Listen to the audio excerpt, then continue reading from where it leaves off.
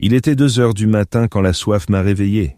Mon cœur picotait désagréablement, signe certain qu'au matin, Lorraine hocherait encore la tête en me prenant le pouls avec cette expression particulière que je détestais, celle d'une infirmière habituée aux patients sans espoir. Je me suis redressé lentement sur le lit, grimaçant sous la douleur dans mes articulations. Mon corps, cette misérable carcasse de 71 ans, me trahissait chaque jour un peu plus. C'est pour ça que j'avais atterri ici 6 mois plus tôt, chez ma fille, dans la petite chambre qui servait autrefois de bureau à François. L'odeur de tabac froid s'était imprégnée dans les murs, et même après les rénovations, on pouvait encore en sentir la légère effluve les nuits de forte chaleur. La maison était silencieuse, rythmée par le tic-tac de l'horloge de la cuisine et le ronronnement du réfrigérateur. J'ai cherché à tâtons mes pantoufles, un cadeau de mes petits-enfants pour Noël dernier. Elles étaient des bons marchés achetés en solde, et les semelles commençaient déjà à se décoller. « Ce ne sont que des pantoufles, papy, qu'est-ce que tu veux de plus ?» avait lancé Damien, mon petit-fils de 14 ans, alors que je tournais distraitement le cadeau entre mes mains. Lorraine m'avait alors fusillé du regard, un regard qui disait clairement « N'ose même pas blesser un enfant. » Un enfant. J'ai grommelé en me dirigeant lentement vers la porte. Damien me dépasse déjà d'une demi-tête et vole des cigarettes dans la veste de François en pensant que personne ne le remarque. Perrine, 11 ans, passe des heures devant le miroir à essayer le maquillage de Lorraine. Tous les deux me regardent comme si j'étais un fantôme. Un grand-père trop vieux pour être intéressant et trop encombrant pour être aimé. J'ai ouvert doucement la porte de la chambre en essayant de ne pas la faire grincer. Je me suis toujours senti étranger dans cette maison. Dans mon ancienne demeure, désormais vide à l'autre bout de la ville, chaque lame de parquet connaissait mes pas. Ici, j'étais un intrus, même si Lorraine prétendait le contraire. « Papa, tu ne peux plus vivre seul après ce qui est arrivé », m'avait-elle dit après ma crise cardiaque. Il y avait de l'inquiétude dans sa voix, mais son regard était froid. « Tu as de sérieux problèmes de cœur et je suis infirmière, je pourrais veiller sur toi. » Veiller sur moi, j'ai frissonné. Veiller, c'est jeter un œil dans ma chambre 5 fois par jour pour vérifier si je suis encore en vie. C'est préparer mon pilulier sans me laisser gérer mes propres médicaments. C'est me sermonner parce que j'ai osé aller seul à l'épicerie du coin. Une fois dans la cuisine, je me suis versé un verre d'eau. Mes mains tremblaient et quelques gouttes sont tombées sur le plan de travail. Je les ai essuyées à la hâte avec la manche de mon pyjama. Lorraine n'aimait pas le désordre. Elle tenait ça d'Élisabeth, ma défunte épouse. Mais là où l'amour de l'ordre d'Élisabeth était une douce manie, celui de Lorraine était devenu du despotisme. Élisabeth. J'ai senti ce vide familier dans ma poitrine en pensant à elle. 3 ans avaient de le passé et je me réveillais encore la nuit en tendant la main vers sa place dans le lit. 47 ans passés ensemble, et puis un cancer l'a emporté en 6 mois et le monde a perdu ses couleurs. Après avoir bu mon verre d'eau, je m'apprêtais à retourner dans ma chambre quand j'ai entendu des voix étouffées provenant du salon. La porte entr'ouverte laissait passer une raie de lumière. Je me suis figé. Je n'étais pas le seul à souffrir d'insomnie. François aimait bien boire un verre avant de se coucher, surtout le vendredi soir, quand il n'avait pas à conduire les enfants au bus scolaire le lendemain matin. Mais nous étions mercredi, et j'entendais distinctement non seulement sa voix, mais aussi celle de Lorraine. « On ne va pas tenir bien longtemps comme ça », disait François. Il y avait de l'irritation dans sa voix. La dernière lettre de la banque est arrivée. Encore 2 impayés et il lance la procédure. Je sais, la voix de Lorraine semblait lasse. Mais que proposes-tu? Je ne peux pas travailler plus que je ne le fais déjà. J'ai déjà 2 postes.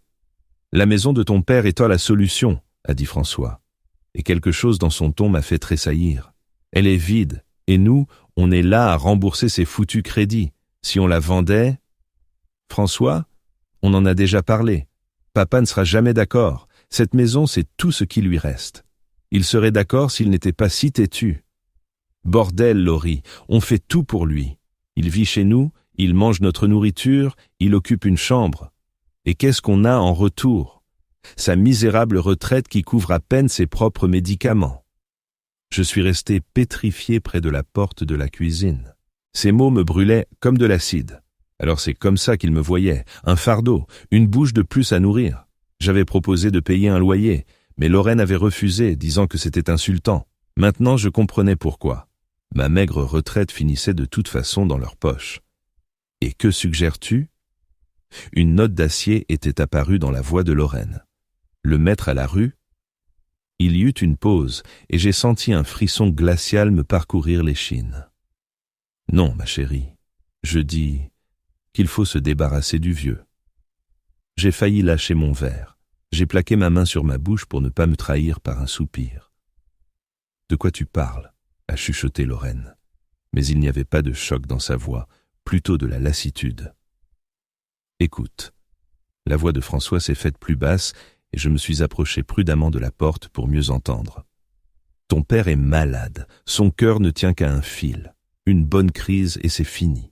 Mort naturelle, personne ne posera de questions. Tu as dit toi-même qu'il ne vivait que grâce à ses pilules. François, tu es fou, c'est mon père. Le père qui te remarquait à peine quand ta mère était en vie? Qui a raté ta remise de diplôme à cause du travail? Qui a même réussi à se disputer avec tous tes amis à notre mariage? Mon cœur s'est serré douloureusement. Toutes ces vieilles rancœurs, toutes ces erreurs. Je n'avais pas été le père parfait, c'était vrai.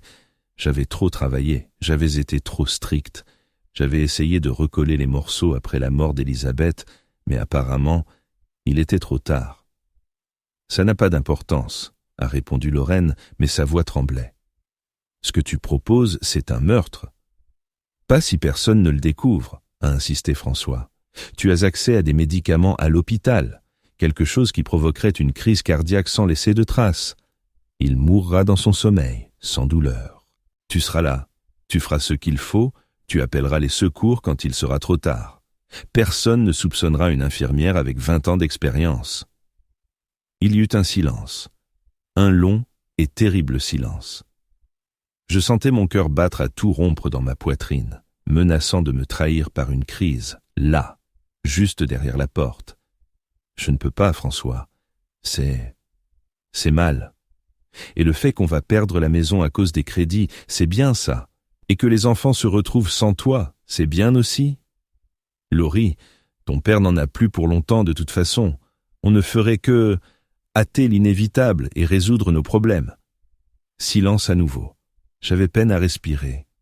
S'il avait seulement accepté de vendre cette maison, a dit Lorraine à voix basse, il n'acceptera pas, tu le sais bien. Il s'y accroche comme si ta mère y vivait encore. Cette maison est vide, elle tombe en ruine et elle aurait pu nous sauver. Damien et Perrine, ils ne comprendront pas si on perd la maison. Ils n'auront pas à comprendre si on fait ça bien. La maison de ton père vaut assez pour payer nos dettes et repartir à zéro. Fini les impayés, fini la peur d'ouvrir une lettre de la banque. J'ai entendu un sanglot. Était-ce ma fille qui pleurait? Ou était-ce du soulagement? Comment veux-tu qu'on fasse ça? L'horreur m'a saisi avec une intensité renouvelée. Elle était d'accord. Ma propre fille discutait de la manière de me tuer. Il existe des médicaments qui imitent une crise cardiaque. Tu dois connaître ça. On le mettra dans son pilulier. On attendra la nuit.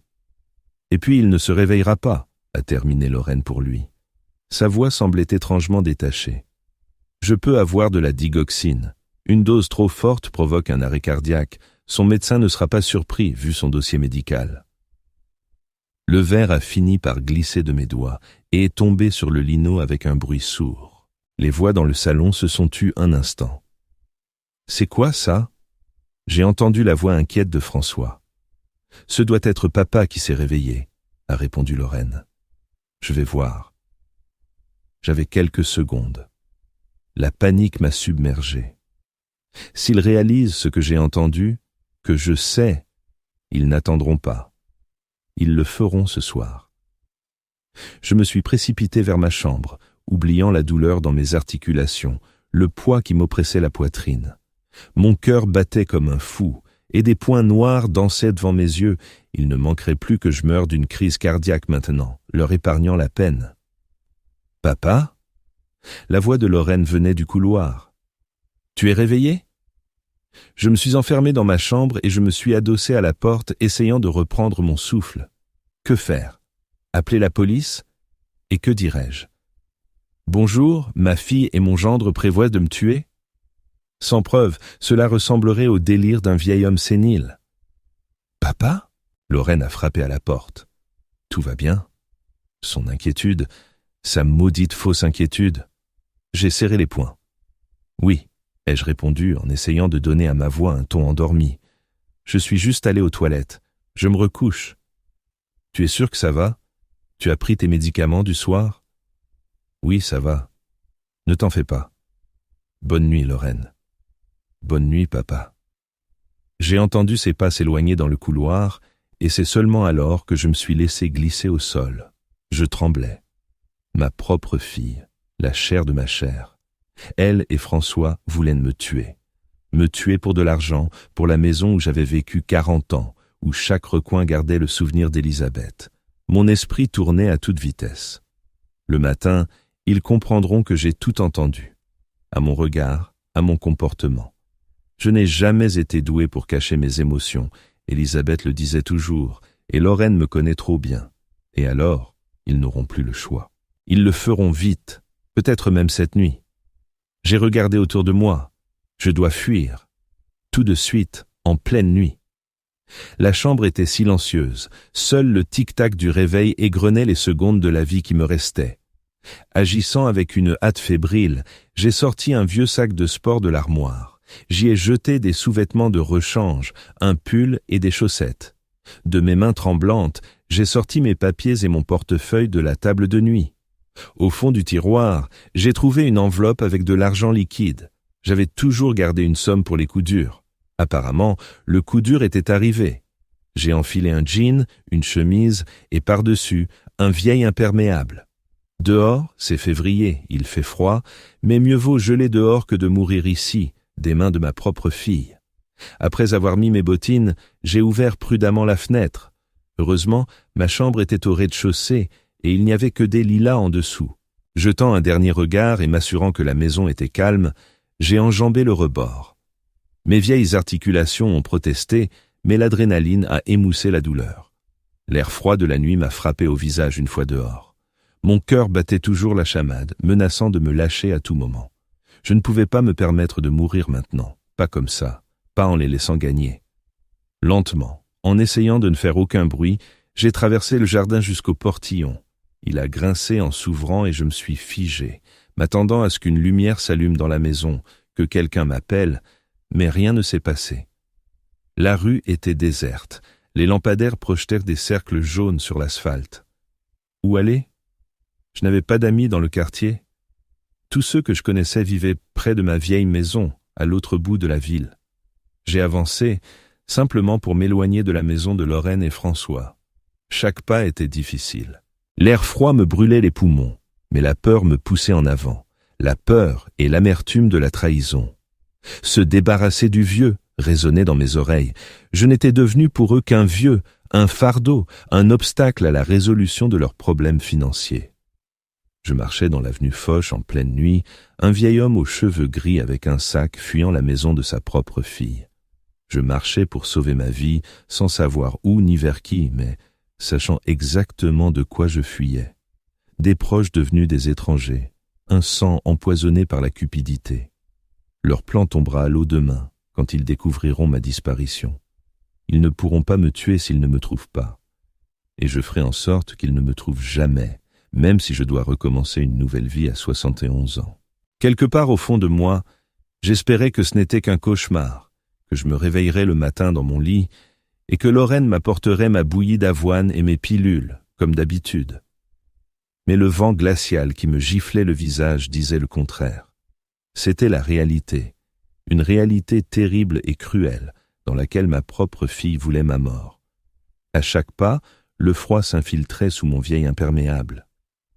La nuit de février à Valmont était sans pitié pour le fugitif âgé. Je marchais, serrant mon sac de sport usé, et chaque inspiration était une douleur dans ma poitrine. C'est étrange comme la vie peut basculer rapidement. Il y a 3 heures, je dormais dans mon lit, et maintenant j'errais dans les rues désertes, fuyant mes propres enfants. Mon cœur travaillait à sa limite, trop vite pour quelqu'un avec mon diagnostic, trop dangereusement. Je me suis arrêté sous un lampadaire, essayant de reprendre mon souffle. De mes doigts tremblants, J'ai ouvert mon sac et j'en ai sorti une petite boîte en plastique avec des pilules. « Tu devrais toujours les avoir sur toi, papa, au cas où », insistait toujours Lorraine. Maintenant, cette précaution me sauvait la vie. J'ai avalé la nitroglycérine en m'appuyant contre le poteau.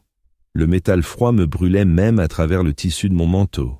Mes jambes, avec leurs articulations douloureuses et leurs gonflements qui me lâchaient constamment ces dernières années, protestaient à chaque pas. L'essoufflement s'aggravait. Je n'étais pas préparé pour un tel marathon. Valmont dormait. De rares voitures passaient, inconscientes du vieil homme seul sous un lampadaire. Qui se soucie des problèmes des autres? Les gens ne remarquent pas les personnes âgées. Nous devenons invisibles quelque part après 60 ans, surtout pour les jeunes qui nous regardent comme si nous étions déjà des fantômes. Quand mon rythme cardiaque s'est un peu calmé, j'ai repris ma route. Je devais atteindre l'autre bout de la ville où se trouvait ma vieille maison et où vivait Gérard Dubois, mon ancien voisin. La seule personne vers qui je pouvais me tourner à cette heure. Les bus ne circulaient plus. Un taxi ? J'avais de l'argent dans mon enveloppe, mais appeler un taxi signifiait laisser une trace. Si Lorraine et François se mettaient à ma recherche, ils pourraient facilement vérifier les compagnies de taxi. Non, je ferais mieux de marcher, au moins une partie du chemin. Ensuite, peut-être que je pourrais faire de l'autostop ou attendre les premiers bus du matin. Je marchais lentement à travers la ville endormie et chaque pâté de maison devenait de plus en plus difficile. Mes pieds étaient engourdis par le froid et mes doigts sentaient à peine la poignée de mon sac. Ma respiration sortait en nuages de vapeur dans l'air glacial. Si Elisabeth pouvait me voir maintenant, que dirait-elle? Elle me gronderait probablement pour mon imprudence. Et puis elle me prendrait la main et marcherait à mes côtés, comme elle l'a toujours fait. À un carrefour, je me suis arrêté, essayant de me repérer. Quand j'étais jeune, je connaissais cette ville comme ma poche. Beaucoup de choses avaient changé maintenant. Il y avait de nouveaux quartiers, de vieux bâtiments laissant place à des complexes modernes. La ville grandissait et changeait, et je restais le même, obsolète, inutile. Soudain, j'ai eu le vertige. J'ai chancelé, et je me suis agrippé au premier support venu, une boîte aux lettres. Des points noirs dansaient devant mes yeux. « Pas maintenant !» ai-je supplié. « Pas une crise cardiaque au milieu de la rue. Ne les laisse pas gagner si facilement, Antoine. » J'ai pris quelques respirations profondes, comme le cardiologue me l'avait appris. Je me suis concentré sur ma respiration, essayant de calmer mon pouls. Peu à peu, le vertige s'est estompé. Mais je savais que je ne pourrais pas tenir beaucoup plus longtemps comme ça. J'avais besoin d'un abri, de chaleur, de repos. De l'autre côté de la rue, l'enseigne d'une supérette de nuit brillait. C'était une chance. J'ai traversé lentement, grimaçant sous la douleur dans mes genoux, et j'ai poussé la porte du magasin. Une bouffée d'air chaud m'a enveloppé le visage. Un jeune homme avec des écouteurs somnolait derrière le comptoir. Il a levé les yeux paresseusement quand la sonnette a tinté et s'est replongé dans son téléphone sans aucun intérêt pour le client âgé. J'ai marché entre les rayons, faisant semblant de regarder les produits. En réalité, j'avais juste besoin de me réchauffer et de rassembler mes esprits. Prenant une bouteille d'eau, je me suis dirigé vers la caisse. « Il fait froid aujourd'hui », ai-je dit en tendant l'argent. Le jeune homme a haussé les épaules, gardant ses écouteurs. « Ouais. Pouvez-vous me dire quand les premiers bus commencent à circuler ?» Il a retiré à contre-cœur un écouteur. 5h30, je crois. Le numéro 20, l'arrêt est au coin de la rue. J'ai hoché la tête avec reconnaissance. 5h30. Encore quelques heures à attendre, mais c'était mieux que de traverser la ville à pied. Merci. Est-ce que je peux m'asseoir ici un moment pour me réchauffer?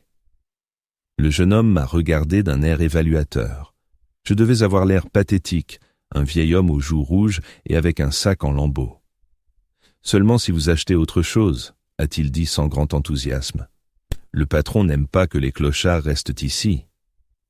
Je n'ai pas expliqué que je n'étais pas un clochard. Au lieu de cela, j'ai acheté un paquet de biscuits et une tasse de café soluble de la machine. Le jeune homme m'a indiqué une table près de la fenêtre et je me suis laissé tomber sur la chaise en plastique avec soulagement.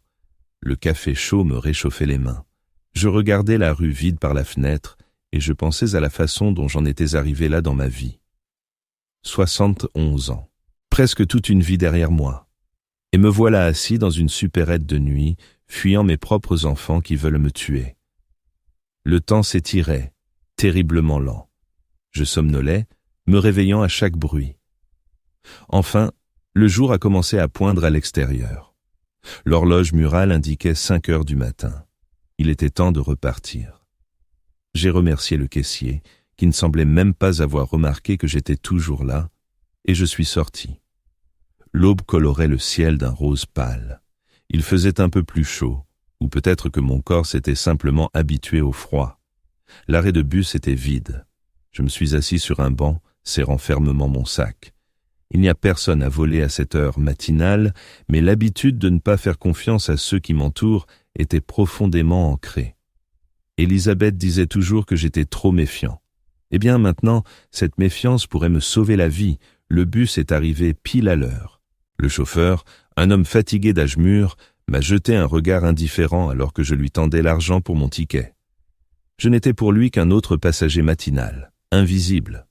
L'intérieur du bus était presque vide, seulement tout au fond, une femme en uniforme de femme de chambre somnolait, probablement en route pour son service du matin dans un hôtel. Je me suis assis près de la fenêtre, serrant mon sac contre moi. Le bus a démarré et j'ai regardé les rues familières défiler. Quelque part là-bas, dans leur maison, Lorraine et François avaient peut-être déjà découvert ma disparition. Que feraient-ils? Vont-ils me chercher? Vont-ils alerter la police? 40 minutes plus tard, je suis descendu au bon arrêt. Il ne restait que 2 pâtés de maison jusqu'à la maison de Gérard. Mes jambes allaient être mieux après le repos dans le bus et je marchais plus vite que la nuit précédente. Le quartier m'était douloureusement familier. C'était là que j'avais vécu la plus grande partie de ma vie.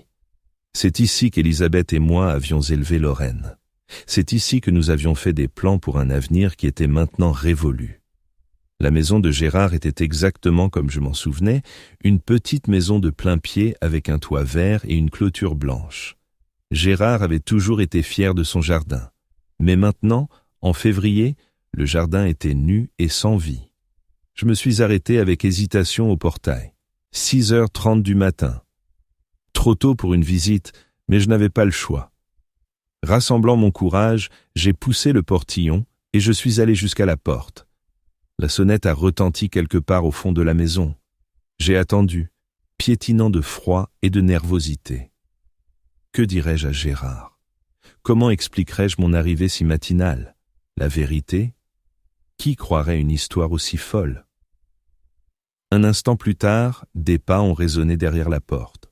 Le verrou a cliqué et Gérard Dubois, mon voisin depuis 30 ans, est apparu sur le seuil.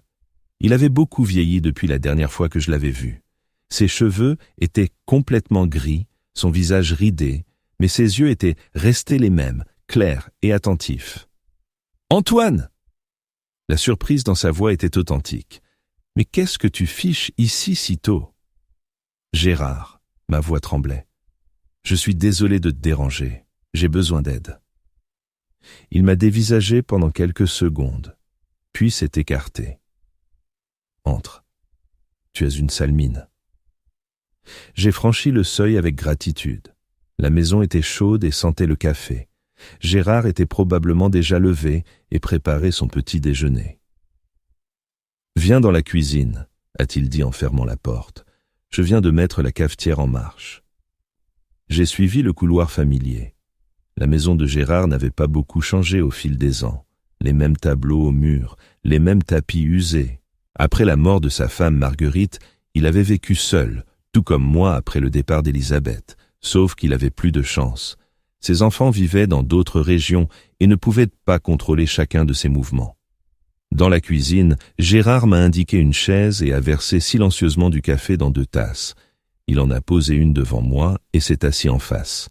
« Alors, raconte », a-t-il dit en me regardant attentivement. « Qu'est-ce qui s'est passé ?» J'ai enveloppé mes mains autour de la tasse, savourant la chaleur. Par où commencer? Comment expliquer l'horreur de ce qui s'était passé? Lorraine et François veulent me tuer, ai-je dit sans détour. Inutile de tourner autour du pot.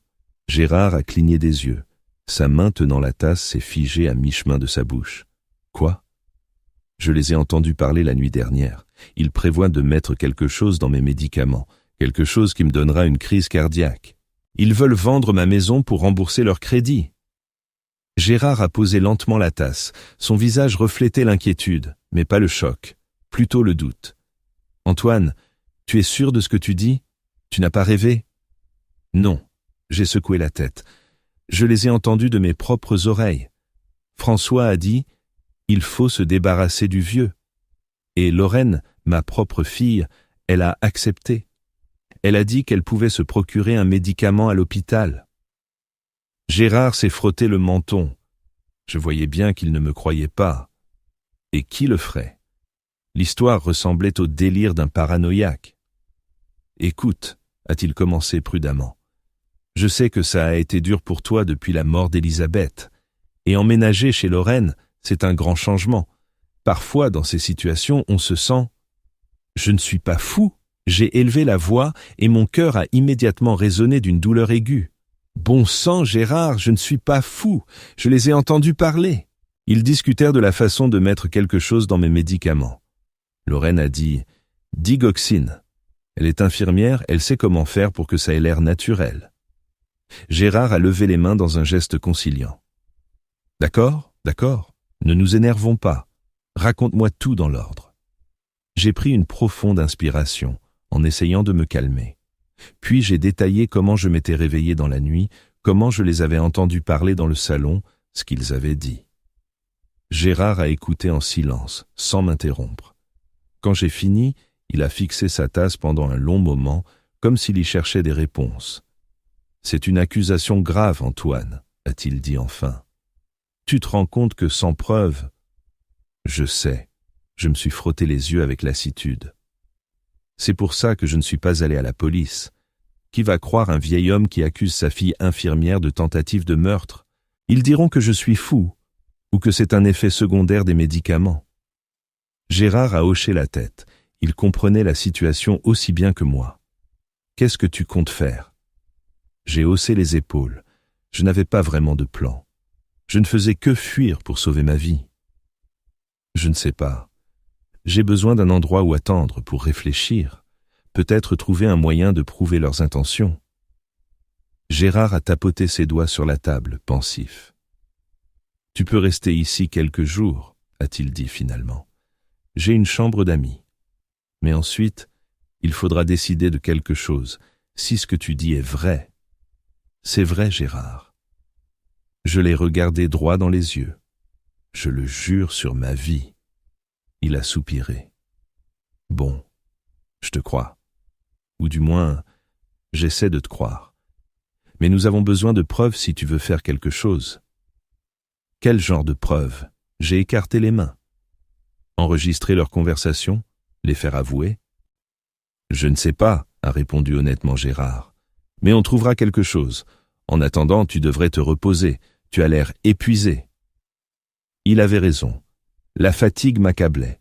La nuit sans sommeil, le stress, l'effort physique, c'était trop pour mon vieux cœur. Gérard m'a montré la chambre d'amis. Elle était petite mais confortable. Le lit était fait avec des draps frais et il y avait un verre d'eau sur la table de nuit. « Repose-toi », a dit Gérard en me laissant seul. « On parlera plus tard. » Je me suis assis sur le lit, sentant soudain le poids de ce qui s'était passé.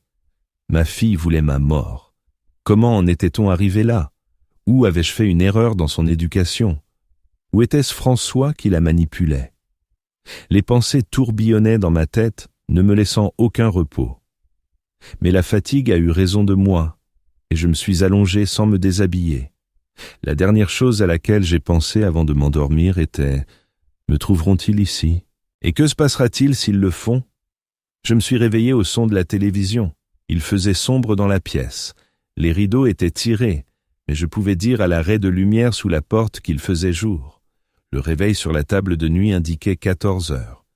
J'avais dormi près de 8 heures. En me levant du lit, j'ai senti chaque muscle me faire mal.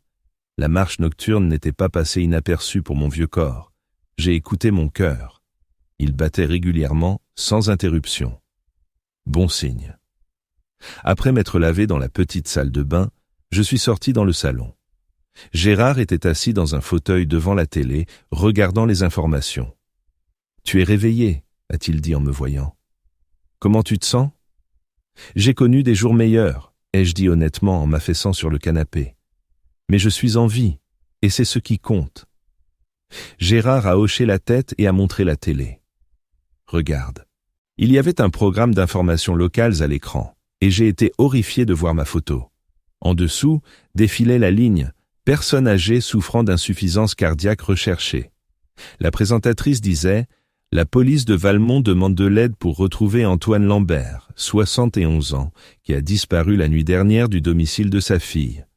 L'homme souffre d'insuffisance cardiaque et nécessite une médication constante. Ses proches craignent qu'il ne se soit perdu en raison d'une démence liée à l'âge. » Démence? J'ai haleté d'indignation. Je n'ai pas de démence. Chut! Gérard a augmenté le volume. Lorraine est apparue à l'écran. Elle avait l'air inquiète, les yeux rouges de larmes. Une actrice. Une sacrée actrice. « Papa, si tu vois ça, s'il te plaît, appelle-nous ou va à la police, » a-t-elle dit d'une voix tremblante. « Nous sommes tous très inquiets. Tu dois prendre tes médicaments. Tu sais à quel point c'est important. » François se tenait à côté d'elle, posant une main sur son épaule dans un geste de soutien. Son visage exprimait l'inquiétude, mais ses yeux étaient froids et calculateurs. « Monsieur Lambert a récemment subi un micro-AVC, » a-t-il ajouté pour les journalistes. « Les médecins ont prévenu de possibles problèmes de mémoire et d'orientation. Nous voulons juste qu'il rentre à la maison en toute sécurité. » Un micro-AVC? J'ai failli m'étouffer d'indignation. C'est un mensonge, je n'ai jamais eu d'AVC. Gérard a éteint la télé et s'est tourné vers moi. Ils sont en train de construire une histoire, Antoine.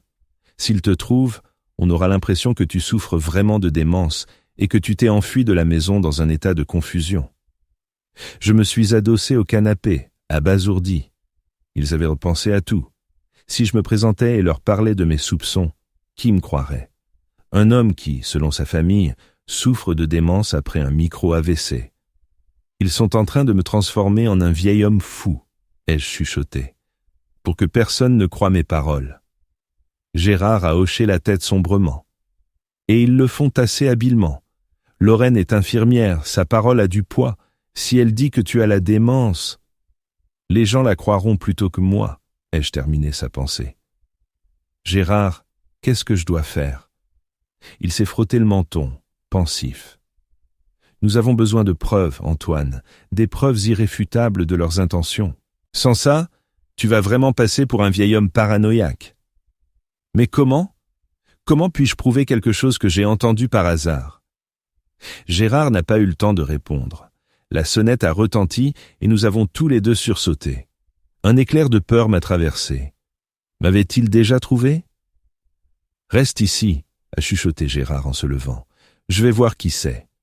Il est sorti dans le couloir et je suis resté figé sur le canapé, à l'écoute. Mon cœur battait à nouveau comme un fou. Si c'est la police, si c'est Lorraine et François. J'ai entendu la porte d'entrée s'ouvrir, puis une voix d'homme, inconnue. Gérard a répondu à voix basse, mais je n'ai pas pu distinguer les mots. Un instant plus tard, la porte s'est refermée et Gérard est revenu dans le salon, tenant un papier. « La police », a-t-il dit en me le tendant. « Il distribue des avis de recherche. Il voulait en savoir si je t'avais vu. » Je l'ai pris. Mon propre visage me fixait. C'était la même photo que celle des informations. En bas, un numéro de téléphone de la police et les mots « Souffrant d'insuffisance cardiaque et de démence, a besoin de soins médicaux. » « Qu'est-ce que tu leur as dit ?» ai-je demandé, sentant mes entrailles se glacer. « Que je ne t'avais pas vu, bien sûr. » Gérard s'est assis à côté de moi. « Mais ils font le tour du quartier.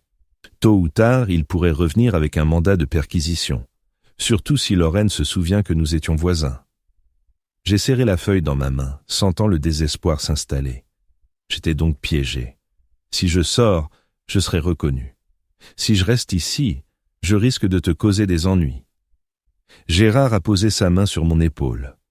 On trouvera quelque chose, Antoine, mais sans preuve. J'ai bien peur que personne ne croie ton histoire, pas contre la parole de l'infirmière et de son mari, pas quand ils ont déjà créé l'image d'un vieil homme atteint de démence. J'ai hoché la tête, réalisant l'amère vérité de ses paroles. Sans preuve, je n'étais qu'un vieil homme fou qui s'était enfui de chez lui, Et personne, absolument personne, ne croirait que ma propre fille planifiait mon meurtre. Au 3e jour chez Gérard, j'ai compris que je ne pouvais plus me cacher comme un lapin effrayé. La police continuait ses recherches. Mon visage était aux informations, et l'histoire du vieil homme atteint de démence prenait de l'ampleur. Lorraine donnait des interviews, parlant de mes prétendus problèmes de mémoire, comment je ne reconnaissais parfois pas mes petits-enfants, mes soupçons infondés. Elle semblait si sincèrement préoccupée que j'ai commencé à douter de ma propre santé mentale. « Il faut que je retourne chez moi », ai-je dit à Gérard au petit déjeuner, repoussant mon assiette de bouillie d'avoine avec détermination. Gérard a haussé les sourcils, sans lâcher sa tasse de café. « Tu es fou ? Ils surveilleront probablement ta maison. C'est le premier endroit où ils chercheront. » « Je ne pense pas, » j'ai secoué la tête. « Lorraine pense que je suis trop faible pour y arriver seule. Elle pense que j'ai soit trouvé refuge chez un bon samaritain au hasard, soit... » Je n'ai pas terminé, mais nous savions tous les deux. Soit déjà mort d'une crise cardiaque dans une ruelle quelque part. Quand même, le risque est trop grand. Gérard était catégorique. « Qu'est-ce que tu irais y chercher ?»« Les papiers, ai-je répondu. L'acte de propriété de la maison, les relevés de compte et quelques objets personnels. Si je veux prouver leurs intentions, je dois m'assurer que ma maison est en sécurité. » Gérard a soupiré, reconnaissant mon argument. Au fil des jours, il avait fini par croire mon histoire, surtout après avoir entendu la nouvelle version de la raison de ma disparition. J'avais été paranoïaque, refusant de prendre mes médicaments et la veille de ma fuite, accusant Lorraine de mettre du poison dedans. « On devrait peut-être voir un avocat », a suggéré Gérard. « Lui raconter ton histoire, lui montrer l'acte de propriété de la maison. » « Sans preuve, un avocat ne servira à rien. » J'ai secoué la tête. « Il faut d'abord trouver quelque chose de concret. Un enregistrement de leur conversation, une preuve. » Gérard s'est frotté le menton, pensif. « Y a-t-il des caméras de sécurité chez toi? Ou peut-être chez tes voisins ?» J'ai secoué la tête. « Non, je n'en ai jamais installé. Et les voisins, je doute que leurs caméras soient appointées sur ma maison. » Nous sommes restés silencieux un moment, considérant nos options. Finalement, Gérard a dit « D'accord, disons que tu y vas. Mais pas seul. Je t'accompagne et j'attends dehors. Si quelque chose ne va pas, j'interviens. » J'ai hoché la tête avec gratitude. Gérard était un véritable ami. À 73 ans, il était encore fort et énergique grâce à des années de travail dans la construction et à des visites régulières à la piscine, contrairement à moi, avec mes problèmes de cœur et mon arthrite. Nous avons décidé d'y aller le soir quand il ferait nuit. Moins de chances que quelqu'un me reconnaisse. Gérard m'a prêté une casquette et une vieille veste, un déguisement rudimentaire, mais mieux que rien. La journée s'est étirée, terriblement lente. J'étais nerveux, je vérifiais souvent mon pouls, craignant que mon cœur ne me lâche au pire moment. Avant de partir, j'ai pris tous les médicaments nécessaires et j'ai mis quelques pilules de rechange dans ma poche, au cas où. À 19h ce soir-là, nous sommes montés dans la vieille Peugeot de Gérard. J'ai baissé ma casquette sur mes yeux et je me suis tortillé sur le siège passager. Ma maison était à 20 minutes, un quartier calme de maisons de plain-pied soignées où Elisabeth et moi avions vécu la majeure partie de notre vie. « Bon, souviens-toi, » a dit Gérard en tournant dans ma rue. « Tu entres, tu prends ce dont tu as besoin et tu sors tout de suite. Pas de promenade sentimentale dans les pièces, pas de retard. Si tu vois de la lumière ou la voiture de François, tu pars immédiatement. J'attendrai au coin de la rue. » J'ai hoché la tête, bien qu'à l'intérieur, je me sentais tout petit de peur. Et s'ils surveillaient vraiment la maison? Et si la police patrouillait dans le quartier? Mais il était trop tard pour reculer. Gérard a arrêté la voiture une rue avant ma maison. J'ai pris une profonde inspiration, rassemblant mes forces. « Bonne chance, » a dit Gérard en me serrant l'épaule. « J'attends ici 30 minutes. Si tu ne reviens pas, je viens te chercher. » Je suis sorti de la voiture, sentant immédiatement le froid de février. Ma maison était visible au bout de la rue, fenêtre sombre, aucun signe de présence. J'ai marché lentement, en essayant de ne pas attirer l'attention, même si la rue était déserte. C'était un soir de semaine typique. Tout le monde était à la maison, en train de dîner, de regarder la télé. En approchant de la maison, je me suis arrêté une seconde, regardant la façade familière. C'est ici que ma vie s'est déroulée. C'est ici que j'ai été heureux avec Élisabeth. C'est ici que Lorraine a grandi. Et c'est ici qu'elle avait choisi de me trahir. J'avais toujours la clé, un petit secret que Lorraine ignorait. Elle pensait avoir pris toutes les clés quand elle m'a emménagé chez elle, mais j'en avais toujours gardé une de rechange dans une cachette dans le jardin, sous le faux fond du vieux nichoir que j'avais fabriqué pour Lorraine quand elle était enfant. J'ai fait le tour de la maison, j'ai cherché dans l'obscurité le nichoir, j'en ai sorti la clé. Mes mains tremblaient en l'insérant dans la serrure de la porte arrière. Un léger clic, et j'étais à l'intérieur.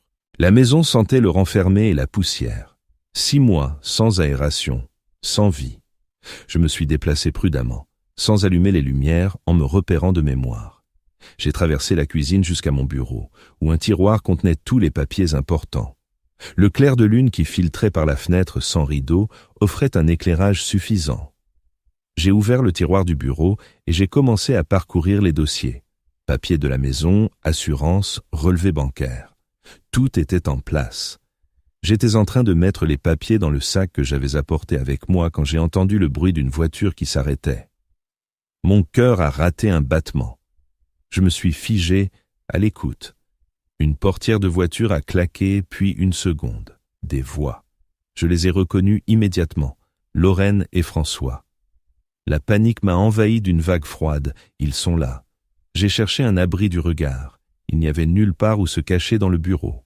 Il faudrait sortir par la porte de derrière avant qu'ils n'entrent. Trop tard. La clé a tourné dans la serrure de la porte d'entrée. Un clic de l'interrupteur et la lumière a inondé le couloir. Une bande de lumière visible sous la porte du bureau. Tout est couvert de poussière. La voix de Lorraine semblait agacée. Il faudra engager une entreprise de nettoyage avant de montrer la maison aux acheteurs. Il faudra d'abord se débarrasser de tout ce bazar, a répondu François. Tous ces vieux meubles, les livres. Qui a besoin de ça? Je me suis recroquevillé près de la table, retenant à peine ma respiration. Il parlait de vendre la maison comme si j'étais déjà mort, comme si je n'avais jamais existé. L'agent immobilier a dit que c'est dans un bon quartier et que ça pourrait valoir plus que ce qu'on pensait, a poursuivi Lorraine, surtout si on fait quelques réparations cosmétiques. On n'a pas besoin de faire de rénovation, a objecté François. On n'a pas le temps. La banque nous a donné un dernier avertissement, 1 mois de plus d'impayés et on sera en saisie. Je sais, Lorraine avait l'air fatiguée. Maudit crédit. Je n'aurais jamais accepté ce bateau si j'avais su. « Eh, c'est toi qui voulais le bateau ?» s'est indigné François. « Comme les Martins, mais en mieux, tu disais. Et la voiture, les vacances en Corse, c'est moi qui voulais tout ça aussi ?» On voulait tous les deux ça. La voix de François s'est adoucie. Et on peut encore la voir. Il faut juste résoudre le problème avec ton père. Il y eut un silence. J'entendais leurs pas. Ils se déplacèrent dans la maison, jetant un œil dans les pièces, se rapprochant et s'éloignant. J'étais assis, blotti dans un coin, priant tous les saints pour qu'ils n'entrent pas dans le bureau. « Tu as vu les informations ?» a demandé Lorraine. Aucun signe de lui. C'est comme s'il s'était volatilisé. « Peut-être qu'il l'a fait, » a répondu François sombrement. « À son âge, avec son cœur, dans la rue par une nuit de février. Tu vois ce que je veux dire ?»« Ne dis pas ça. » La voix de Lorraine tremblait. « C'est mon père, François. » « Le père que tu étais prête à envoyer au tombeau de tes propres mains, » a dit François.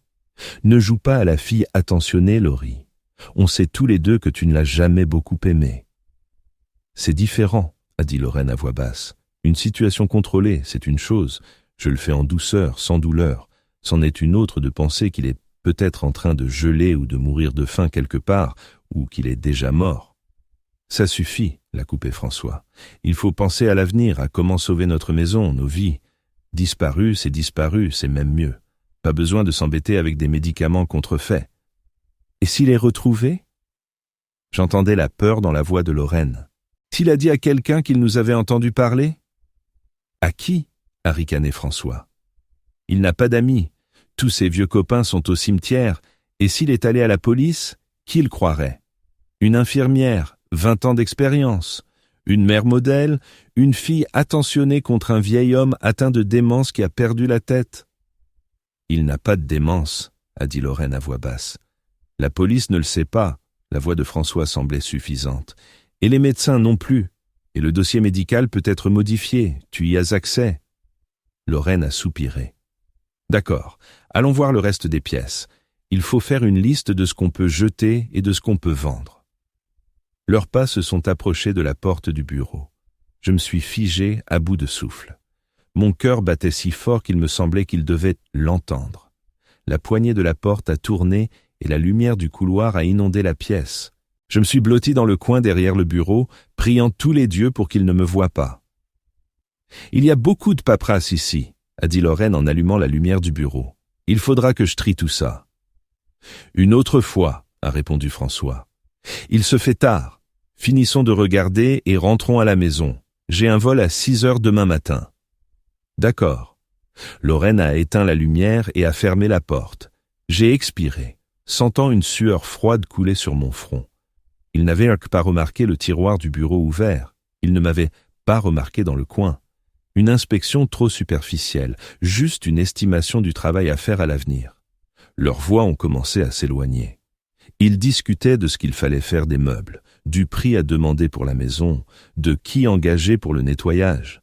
Ils parlaient de tout cela si nonchalamment, comme s'il ne s'agissait pas de ma maison ou de ma vie. 15 minutes plus tard, j'ai entendu la porte d'entrée claquer, puis le bruit d'une voiture qui s'éloignait. Ce n'est qu'alors que je me suis permis de me lever, en étirant mes jambes raides. J'avais eu de la chance, une chance incroyable, mais je savais que ça ne se reproduirait pas. La prochaine fois, il pourrait faire une recherche plus approfondie de la maison, ou pire, commencer à déménager des affaires.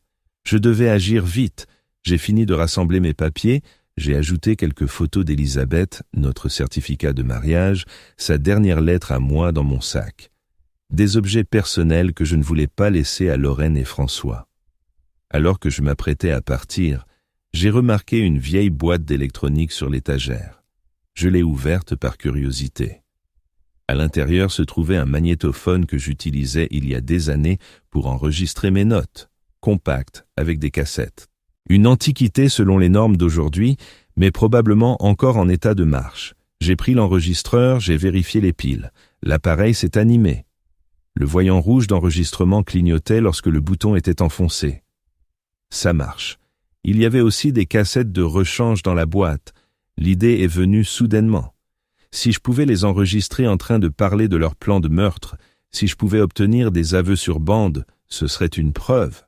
Une preuve irréfutable de leurs intentions. J'ai mis le magnétophone et les cassettes dans mon sac. Je ne sais pas exactement comment je vais l'utiliser, mais la possibilité même d'enregistrer leurs paroles me donnait de l'espoir. Une petite chance contre leurs mensonges et leurs manipulations. Avant de partir, j'ai jeté un dernier regard sur la maison, probablement pour la dernière fois. Chaque pièce contenait des souvenirs, la chambre où Elisabeth et moi dormions. Le salon où nous fêtions les anniversaires de Lorraine, la cuisine où nous faisions des crêpes en famille le week-end. Comme tout a changé, comme tout s'est effondré. Je suis sorti par la porte de derrière, en la fermant soigneusement à clé derrière moi. J'ai remis la clé dans la cachette, elle pourrait encore être utile. Puis, en regardant autour de moi, je me suis dépêché de rejoindre l'endroit où Gérard m'attendait. Il était visiblement nerveux quand il m'a vu. « Tu es en retard. J'allais venir te chercher. » Lorraine et François sont venus, ai-je répondu en montant dans la voiture. J'ai dû me cacher. Les yeux de Gérard se sont écarquillés. « Et ils ne t'ont pas vu ?»« Non. » J'ai secoué la tête. Ils regardaient juste la maison, prévoyant la vente. Ils sont sûrs que je me suis soit enfui loin, soit que je suis déjà mort. Gérard a secoué la tête en démarrant la voiture. Quels gens? Leur propre famille. Famille? J'ai souri amèrement. Tu sais ce que j'ai réalisé, Gérard? La famille, ce n'est pas le sang. La famille, ce sont les gens qui se soucient de toi, qui ne te trahiront jamais. Il a hoché la tête en silence, en s'engageant sur la route principale. Nous pensions tous les deux la même chose. Combien de fois les personnes les plus proches sont les plus dangereuses, et comment la solitude de la vieillesse nous rend vulnérables à leur trahison. « Qu'est-ce que tu vas faire maintenant ?» a demandé Gérard quand nous étions à mi-chemin de sa maison.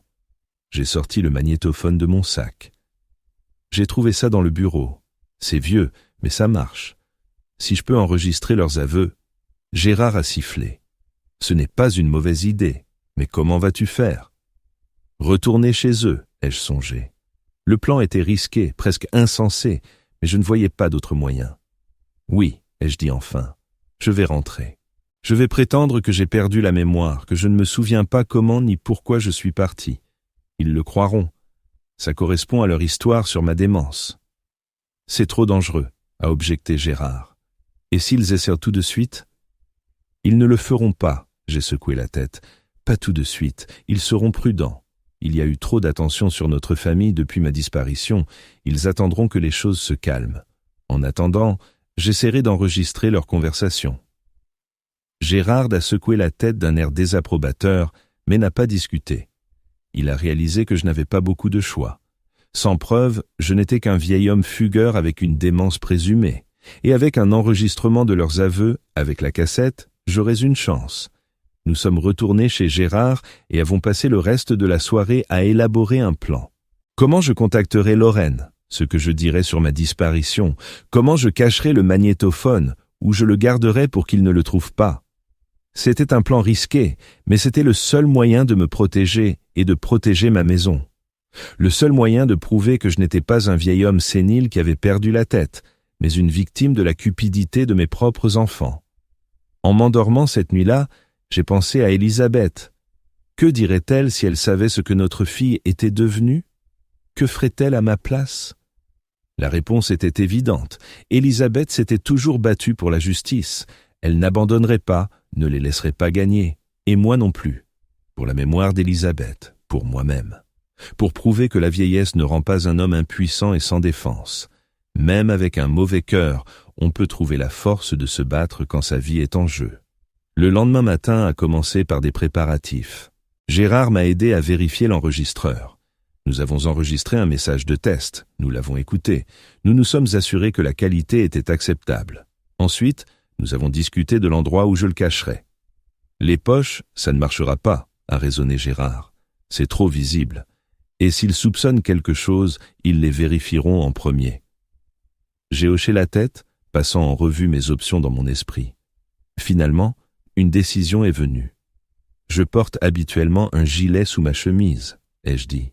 Tu pourrais y coudre une poche intérieure. L'enregistreur est petit, il ne se remarquera pas. Gérard a gloussé d'approbation. Sa défunte femme avait l'habitude de coudre, et il avait encore des aiguilles et du fil. Le vieux gilet que je portais sous ma chemise pour avoir chaud avait maintenant une poche secrète entre la doublure et le tissu extérieur. L'enregistreur s'y glissait parfaitement. Maintenant, l'important est de se souvenir de l'allumer et de l'éteindre au bon moment, m'a rappelé Gérard, et de changer les cassettes. J'ai hoché la tête. Nous avons décidé que je cacherais les cassettes dans la boîte à chaussures où je gardais mes vieilles photographies.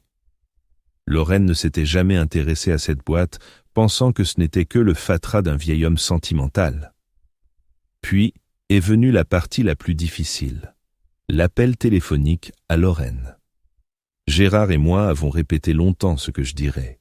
L'histoire devait sembler convaincante pour correspondre à leur version de ma prétendue démence. J'ai composé le numéro de ma fille depuis le téléphone de Gérard. Elle a répondu dès la première sonnerie, comme si elle était assise avec le téléphone à la main, attendant un appel. « Allô ?» Sa voix semblait tendue. « Lorraine, c'est papa », ai-je dit, en essayant de donner à ma voix un ton fatigué et faible. « Papa !»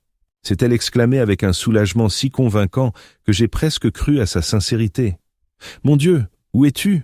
On devient fou d'inquiétude. » Je ne sais pas comment expliquer, j'ai marqué une pause comme Gérard et moi l'avions convenu. Je me suis senti mal dans la nuit.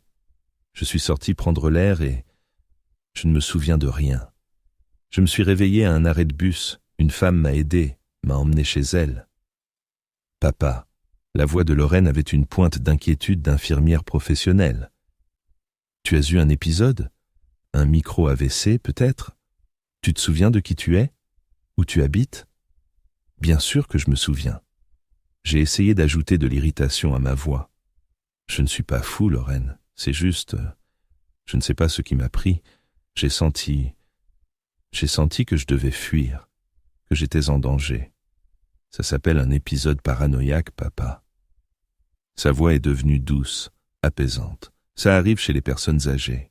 Le médecin avait prévenu de possibles complications. J'ai ravalé une réponse en colère. Elle mentait si facilement, tissait si habilement ses mensonges dans la conversation qu'un étranger n'aurait jamais soupçonné de tromperie. « Tu as probablement raison », ai-je répondu humblement. « Je veux rentrer à la maison, Lorraine. Je suis fatigué. »« Bien sûr, papa. » Sa voix s'est réchauffée de soulagement. « Dis-moi où tu es maintenant, et François et moi viendrons te chercher tout de suite. » Non, j'ai essayé de garder ma voix ferme. J'arriverai par mes propres moyens. J'ai besoin de remettre mes idées en place. Je serai là pour le dîner. Mais papa, s'il te plaît. Lorraine, j'ai ajouté une note de supplication à ma voix. J'ai besoin de le faire par moi-même, pour me prouver que je suis encore capable de quelque chose. Une pause. Je pouvais presque la voir peser ses options. Venir me chercher signifiait me reprendre sous son contrôle plus rapidement. Mais refuser pourrait paraître suspect. Quelle fille attentionnée ne se précipiterait pas tout de suite après son père disparu? « D'accord, a-t-elle finalement dit, mais sois prudent, et appelle-moi si tu ne te sens pas bien. Promis. » Promis. J'ai essayé de donner à ma voix un son reconnaissant. « Merci, Lorraine. » Après l'appel, Gérard m'a regardé avec anxiété. « Tu es sûr que tu es à la hauteur? C'est un jeu dangereux, Antoine. » « Je n'ai pas le choix, » ai-je répondu en enlevant mon gilet pour vérifier l'ajustement de l'enregistreur. Sans preuve, personne ne me croira. Je dois obtenir un enregistrement de leur conversation. Gérard a soupiré, mais n'a pas discuté. Au lieu de cela, il m'a tendu un petit téléphone portable, un vieux modèle qu'il n'utilisait presque jamais. « Appelle-moi à tout moment, » a-t-il dit. « Et si je n'ai pas de nouvelles de toi dans 3 jours, j'irai à la police. » J'ai hoché la tête en glissant le téléphone dans la poche de mon pantalon. Nous avons convenu que nous resterions en contact chaque fois que je quitterais la maison, par exemple, pour aller chercher le courrier ou le journal. Lorraine ne devait pas être au courant de notre contact. Après le déjeuner, Gérard m'a conduit à un arrêt de bus non loin de la maison de Lorraine. Nous avions convenu que j'y arriverais par mes propres moyens. Cela semblerait plus crédible ainsi. « Sois prudent, » a dit Gérard en me serrant fermement la main. « Et souviens-toi, si tu te sens menacé, pars immédiatement. La maison et l'argent ne valent pas ta vie. » J'ai hoché la tête, bien qu'au fond de moi, je savais qu'il ne s'agissait plus de la maison ou de l'argent. Il s'agissait de justice. Il s'agissait de ne pas les laisser gagner, de ne pas les laisser me transformer en une victime consentante. Le trajet jusqu'à la maison de Lorraine a duré environ 20 minutes. À chaque pas, l'anxiété grandissait. Et s'il soupçonnait quelque chose ? Et s'il décidait d'agir plus vite que je ne le pensais? Avant de tourner dans leur rue, je me suis arrêté, j'ai pris une profonde inspiration et j'ai allumé mon enregistreur. Le premier enregistrement est mon retour. On ne sait jamais ce qu'ils diront en me voyant. La porte d'entrée s'est ouverte à peine après que j'ai sonné. Lorraine se tenait sur le seuil et son visage reflétait toute une gamme d'émotions. Soulagement, inquiétude et autre chose. Déception? Papa. Elle m'a serré dans ses bras avec une joie si convaincante qu'un étranger en aurait été ému aux larmes. Dieu merci, tu es de retour. On était si inquiets. Je l'ai serré en retour, sentant tout mon corps se tendre. Cette femme, qui me berçait maintenant dans ses bras, avait discuté des moyens de me tuer il y a seulement une semaine. « Je suis désolé de vous avoir inquiété », ai-je marmonné en entrant dans la maison. François était assis dans le salon, se levant à mon apparition. Son sourire n'atteignait pas ses yeux. « Bon retour, Antoine », a-t-il dit en me serrant la main. « Tu as l'air fatigué. Une semaine difficile, hein ?» J'ai hoché la tête, feignant l'embarras. « Je ne me souviens pas de tout, pour être honnête. Tout est un peu flou. » Lorraine et François ont échangé un regard rapide. Je pouvais presque voir le plan se former dans leur tête, soutenir la théorie de la perte de mémoire, l'utiliser. « Ce n'est pas grave, papa, » a dit doucement Lorraine en m'installant dans le fauteuil. « L'important, c'est que tu sois sain et sauf. Tu as faim? Je vais réchauffer le dîner. » « Un peu, ai-je répondu en essayant d'avoir l'air faible et confus. Et je dois prendre mes médicaments. Oui, je crois que j'ai manqué quelques prises. Bien sûr, a hoché la tête Lorraine avec une inquiétude professionnelle. Je vais tout chercher tout de suite. Il faut que tu reprennes ton rythme. C'est très important pour ton cœur. Elle est partie à la cuisine et François s'est assis en face de moi, étudiant mon visage. Tu nous as fait peur, le vieux, a-t-il dit avec une cordialité feinte. Lorraine a failli devenir folle d'inquiétude. On est même allé à la police. Oui, j'ai vu les informations, ai-je répondu prudemment. Je suis désolé de vous avoir dérangé. François s'est penché plus près. Tu ne te souviens vraiment pas pourquoi tu es parti? Il y avait quelque chose de suspicieux dans sa voix. J'ai baissé les yeux comme si j'essayais de me souvenir. Vaguement. J'avais l'impression d'être en danger, que je devais fuir. Ça devait être un cauchemar, et je n'étais pas complètement réveillé. François s'est adossé au canapé, visiblement détendu. « Ça arrive », a-t-il hoché la tête, « surtout à ton âge. Dieu merci, tout s'est bien terminé. Où as-tu été tout ce temps ?»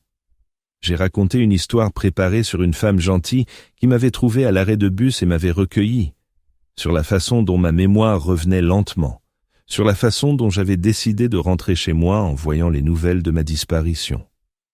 Lorraine est revenue avec un plateau contenant un bol de soupe et un verre d'eau. À côté, mes pilules, soigneusement organisées dans de petits récipients en plastique. « Voilà, papa », a-t-elle dit en posant le plateau sur la table à côté de moi. « Mange et prends tes médicaments. Tu as besoin de reprendre des forces. » J'ai regardé les pilules avec un frisson intérieur. Et si elle y avait déjà mis quelque chose? Et si elle avait décidé d'agir maintenant? « Merci », ai-je marmonné en prenant la cuillère. « Tu es très attentionné. » Lorraine a souri avec la chaleur professionnelle d'une infirmière. « J'ai appelé le docteur Michel », a-t-elle dit. « Il veut t'examiner demain, s'assurer que tout va bien. » J'ai hoché la tête en mangeant lentement ma soupe. Je n'ai pas encore touché aux pilules, pensant à ce que je devais faire. Les jeter, les remplacer, les prendre au risque de ma vie? Je pense que je les prendrai après avoir mangé, ai-je dit, pour ne pas avoir l'estomac lourd.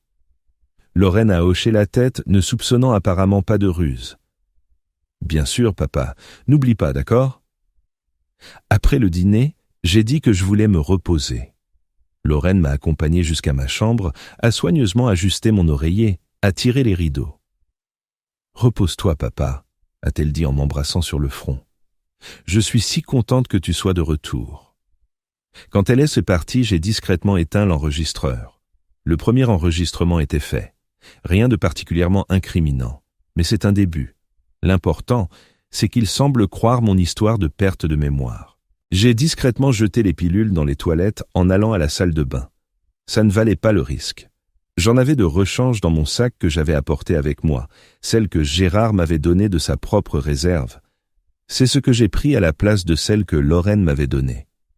Les 2 jours suivants se sont déroulés dans une attente tendue. J'ai joué le rôle d'un vieil homme fragile et un peu confus. Lorraine supervisait mes médicaments, mais j'ai appris à cacher les pilules dans mon poing pour les jeter ensuite. Je prenais celles que j'avais apportées à la place.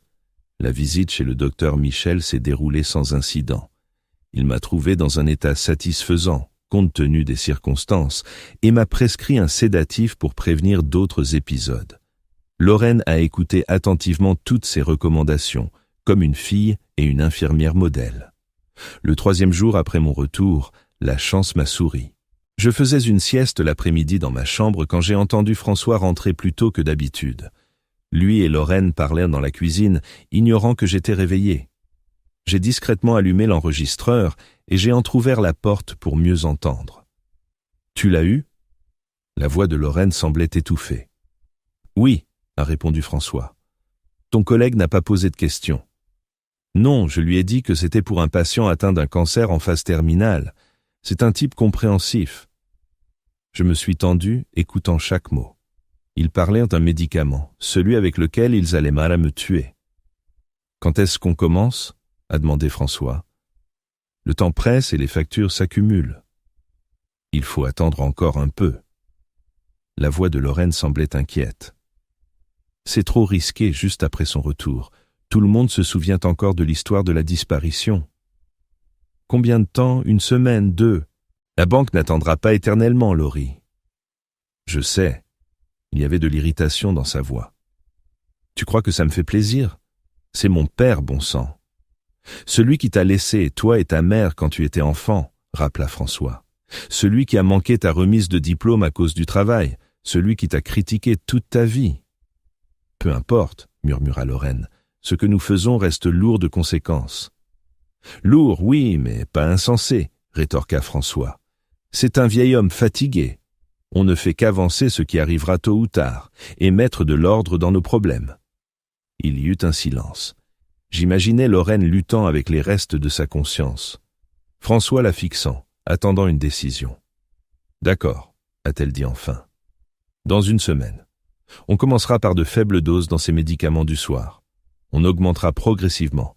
Ça ressemblera à une progression naturelle. » Et s'il s'enfuit à nouveau? François avait l'air inquiet. S'il soupçonne quelque chose? Il ne le fera pas, a répondu Lorraine avec confiance. Tu as vu son état? Il est faible, confus. Il ne se souvient probablement pas d'avoir entendu notre conversation, s'il l'a entendu du tout. Peut-être qu'il rêvait et c'est pour ça qu'il s'est enfui. J'ai serré les poings, retenant ma colère. Il parlait aux moi comme si j'étais faible, comme si j'étais une chose dont il fallait se débarrasser. Et ma propre fille était prête à m'empoisonner lentement en me regardant m'éteindre jour après jour. « Laisse-moi voir », a dit Lorraine. Il y a eu un bruissement d'emballage. « Oui, c'est ça, c'est parfait. Je le cacherai dans notre chambre, dans l'armoire à pharmacie. Il ne regarde jamais là-dedans. » « Assure-toi que les enfants ne le trouvent pas non plus, » a prévenu François. « Perrine aime fouiller dans ton maquillage. »« Je le garderai en sécurité, » a promis Lorraine, « derrière le panneau secret où je garde mes bijoux de valeur. » Leurs voix ont commencé à s'éloigner. Ils devaient être partis dans la chambre. J'ai fermé doucement la porte et j'ai éteint l'enregistreur. Mon cœur battait si fort qu'il me semblait qu'il allait sortir de ma poitrine. Mais ce n'était pas seulement de la peur que je ressentais. Je ressentais aussi du triomphe. J'avais la cassette, la preuve de leurs intentions. Ce soir-là, après que tout le monde se soit couché, je me suis discrètement glissé dans la salle de bain où je gardais les contenants vides de mes médicaments. J'y ai versé les pilules que j'avais apportées de chez Gérard. Elles ressemblaient à mes médicaments habituels. Maintenant, si Lorraine commence à mettre quelque chose dans mes pilules, je prendrai toujours les pilules sûres. Le lendemain matin, comme d'habitude, Lorraine m'a apporté mon petit déjeuner et mes médicaments. J'ai remarqué avec quelle attention elle s'assurait que j'avale toutes les pilules. Elle n'avait jamais été aussi insistante auparavant. « Tout va bien, papa ?» a-t-elle demandé avec une inquiétude professionnelle. « Tu as l'air un peu pâle aujourd'hui. »« J'ai un peu mal au cœur, » ai-je répondu, ce qui était vrai. Le stress des derniers jours avait eu raison de ma santé. « Mais ça va. Si ça s'aggrave, dis-le-moi. » Lorraine a posé sa main sur mon épaule. « Promis ?» J'ai hoché la tête en la regardant dans les yeux. Que ressentait-elle à ce moment-là? De la tension, de la culpabilité, ou juste de l'impatience? Quand est-ce que le médicament ferait effet? Après quelques jours, j'ai remarqué que j'allais effectivement plus mal.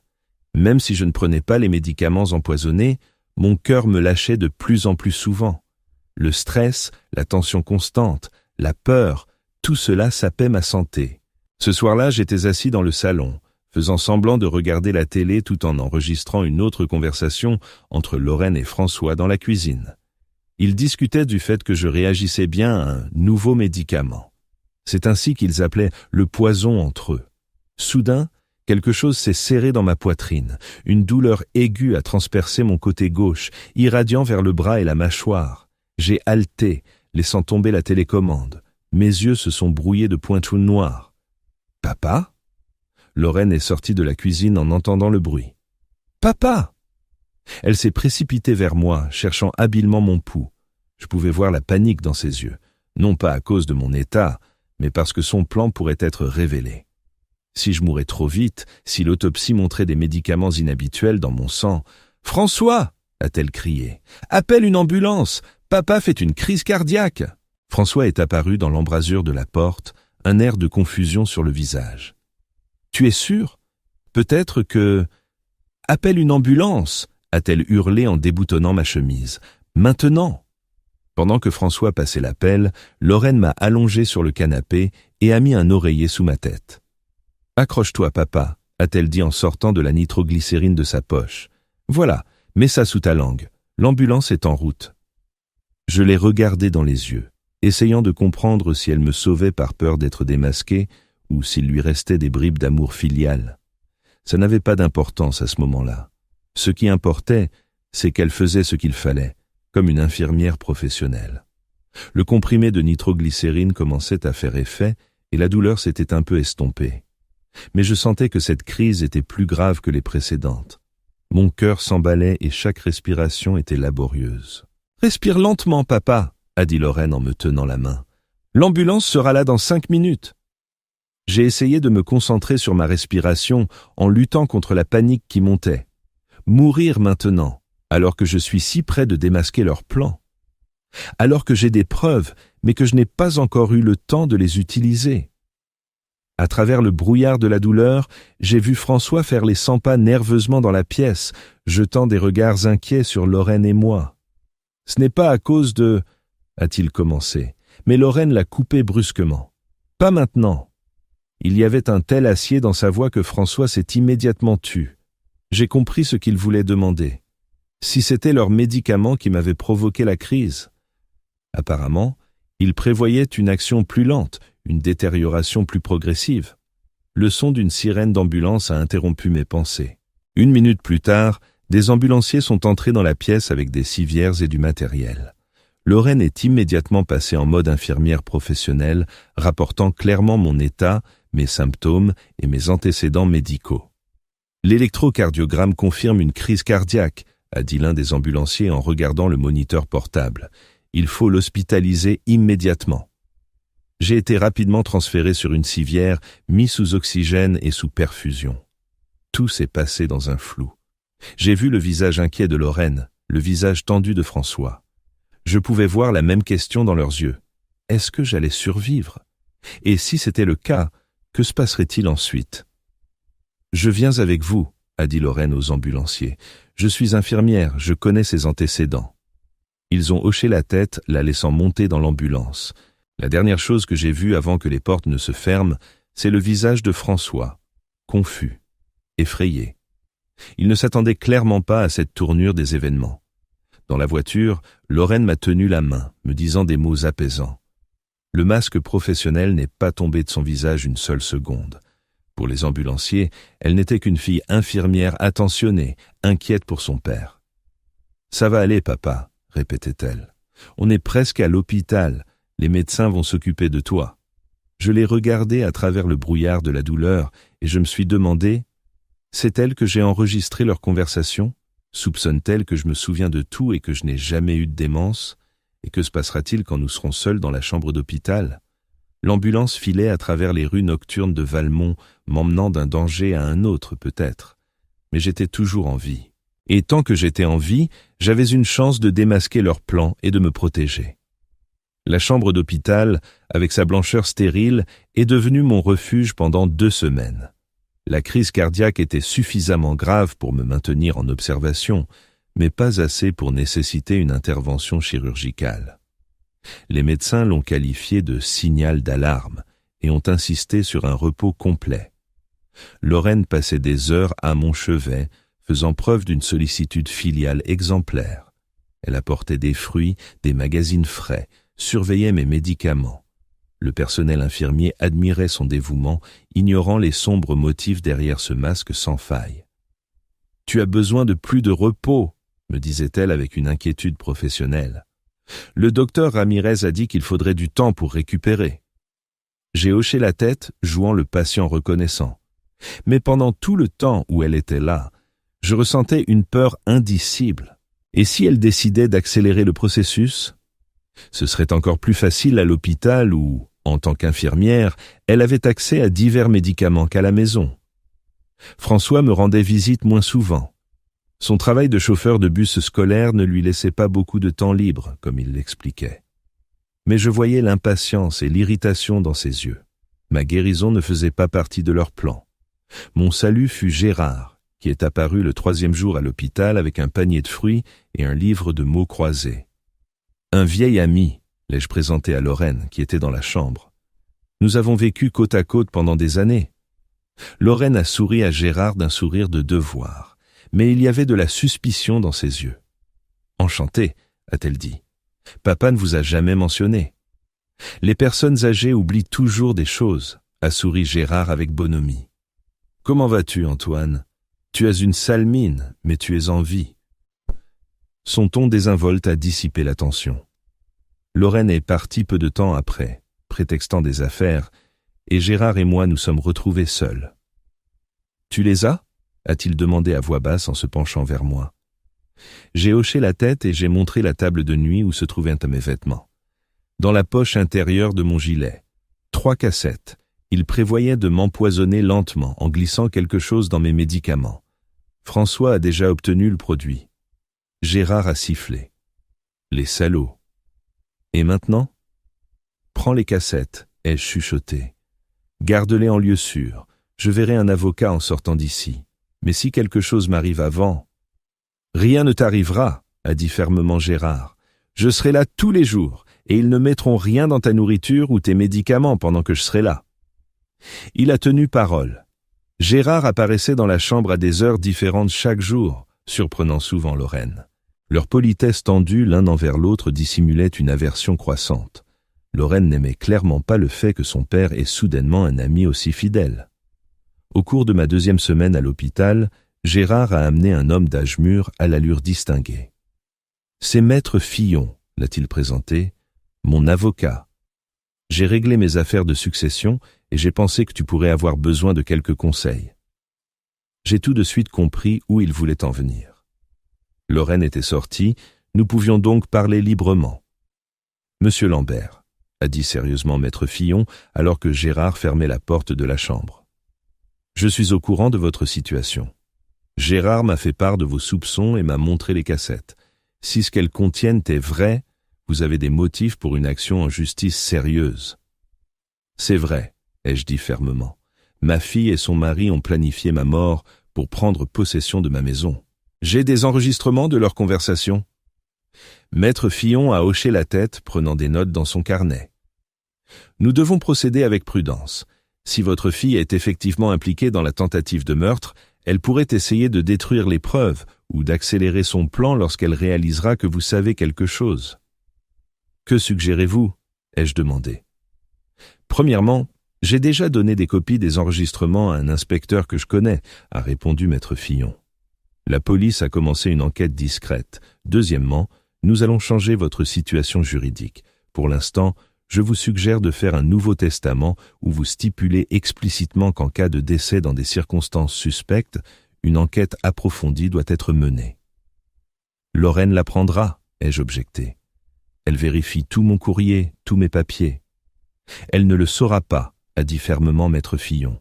Le testament sera conservé dans mon coffre-fort. Une copie sera conservée chez le notaire. Aucun papier ne sera envoyé à votre domicile.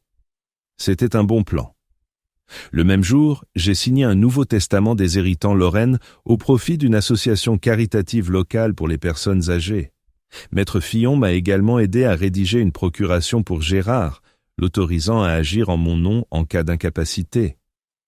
Maintenant, nous avons besoin de preuves tangibles, a dit Maître Fillon avant de partir. Les enregistrements sont bons, mais la défense pourrait soutenir qu'ils ont été faits hors contexte ou même fabriqués. Nous devons les prendre en flagrant délit. « Comment ?» ai-je demandé, sentant mon cœur se serrer à l'idée de retourner chez Lorraine.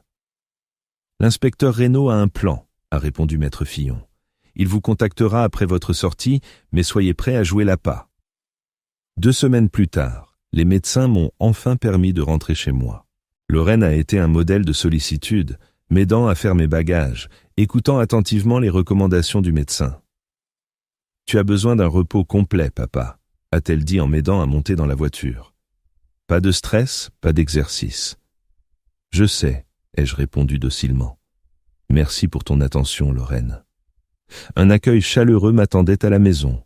François a même pris sa journée pour rencontrer son cher beau-père. Perrine et Damien ont dessiné une carte de bon rétablissement, probablement sur l'insistance de leur mère. « Nous sommes si contents que tu sois de retour, papa. a dit Lorraine en m'installant confortablement dans la chambre. Tout va bien se passer maintenant. J'ai souri et remercié, mais intérieurement j'étais tendu comme une corde. Dans la maison où il planifiait ma mort, je me sentais comme dans une tanière de prédateurs. Ce soir-là, quand tout le monde s'est couché, j'ai discrètement appelé Gérard depuis le téléphone portable qu'il m'avait secrètement donné à l'hôpital. « Je suis là », ai-je chuchoté.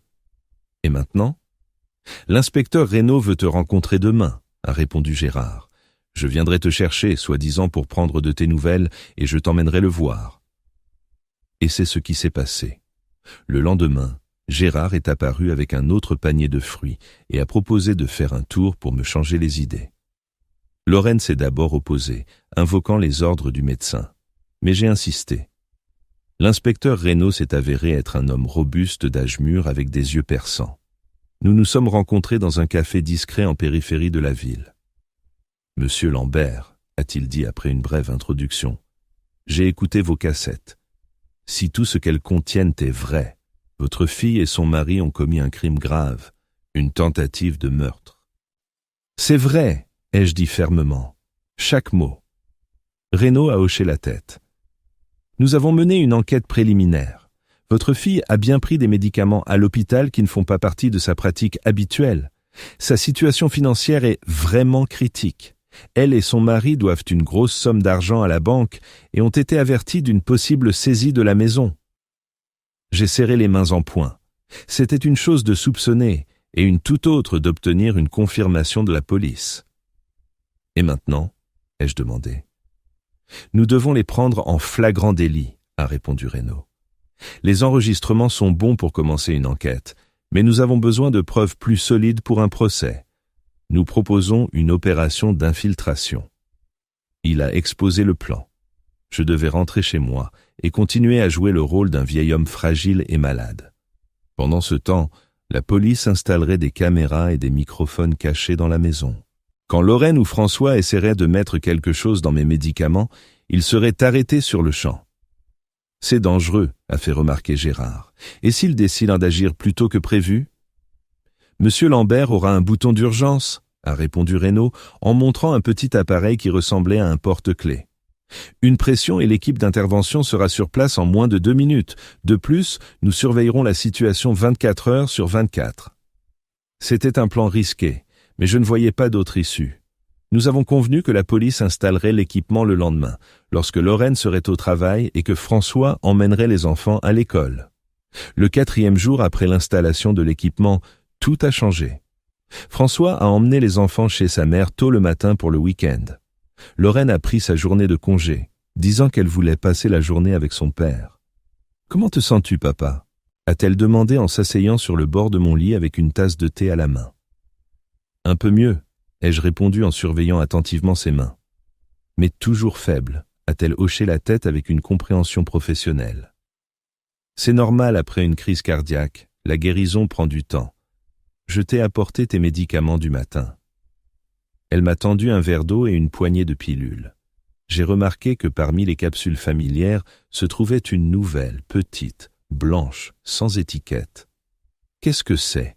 ai-je demandé en la montrant. « Un nouveau médicament ?» Lorraine s'est légèrement tendue, mais le sourire est resté en place. « Oui, le docteur Ramirez a prescrit un médicament supplémentaire pour le cœur.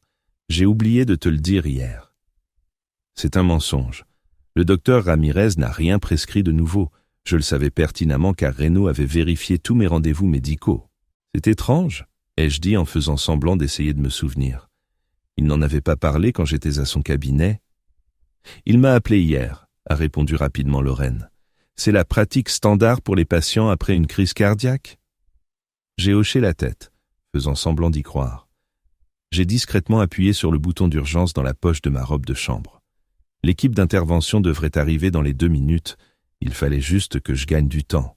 « Tu sais, » ai-je dit en regardant les pilules dans ma paume, « je n'arrête pas de penser à notre maison, à celle où nous vivions avec ta mère. » Lorraine s'est tendue encore plus.